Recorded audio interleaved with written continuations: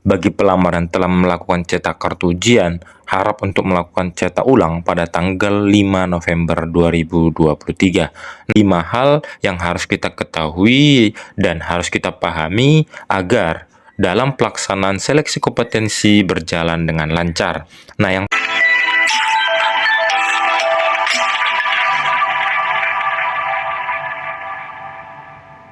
Halo para sobat semuanya, apa kabarnya?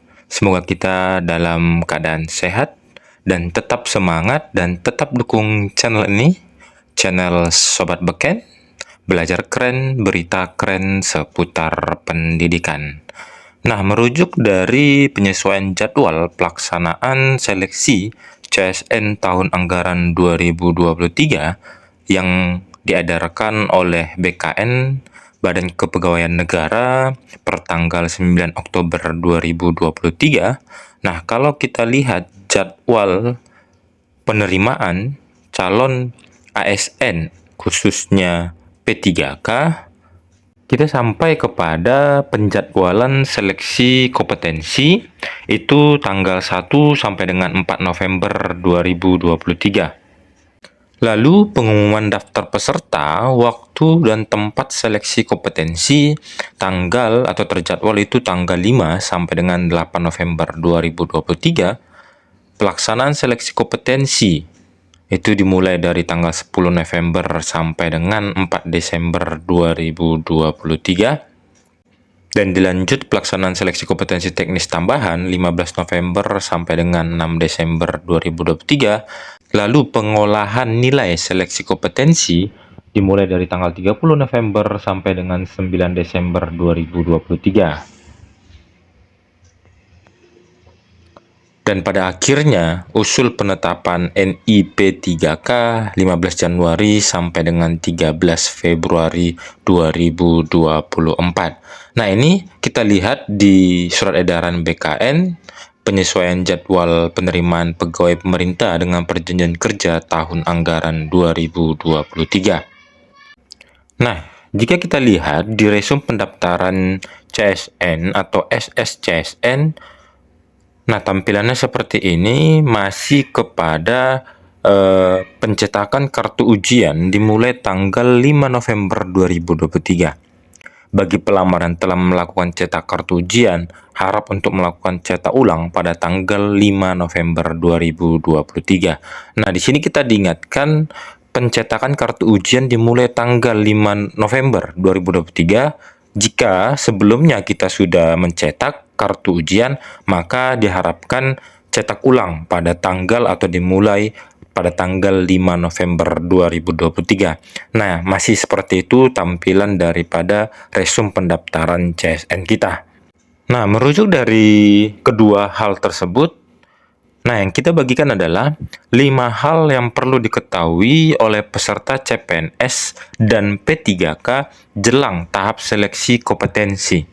Nah, setelah pencetakan kartu, pastinya kita akan melakukan atau melaksanakan seleksi kompetensi. Nah, ini dilansir dari Klik Pendidikan. Selamat buat peserta CPNS dan P3K yang telah dinyatakan lulus seleksi administrasi. Dengan demikian, peserta CPNS dan P3K yang dinyatakan lulus seleksi administrasi, maka berhak untuk lanjut ke tahap selanjutnya. Nah, tahap selanjutnya itu adalah seleksi kompetensi. Nah, apa yang harus kita ketahui dan kita persiapkan? Nah, di mana para peserta CPNS dan P3K wajib mengetahui 5 hal ini jelang seleksi kompetensi dilakukan. Karena pentingnya 5 hal ini, maka peserta CPNS dan P3K diharapkan untuk mencatatnya agar bisa nyaman dalam melakukan seleksi kompetensi. Nah, ini 5 hal yang harus kita ketahui dan harus kita pahami agar dalam pelaksanaan seleksi kompetensi berjalan dengan lancar. Nah, yang pertama, saat ini peserta CPNS dan P3K dapat melakukan cetak kartu ujian di akun SSCSN.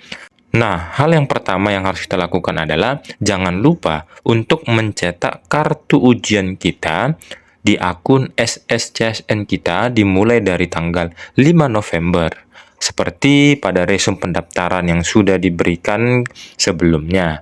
Nah, tetap ingat per tanggal 5 November 2023 dimulai untuk mencetak kartu ujian.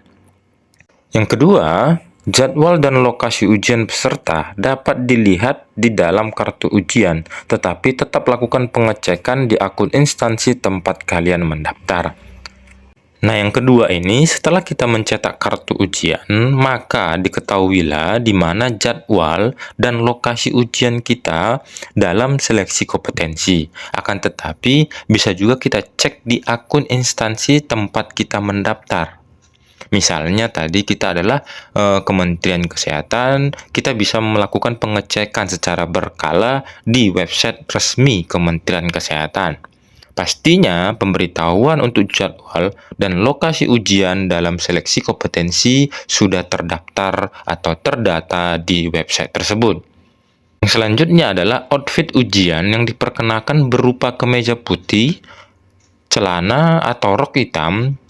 Tetap mengecek di akun instansi jika terdapat aturan outfit tambahan.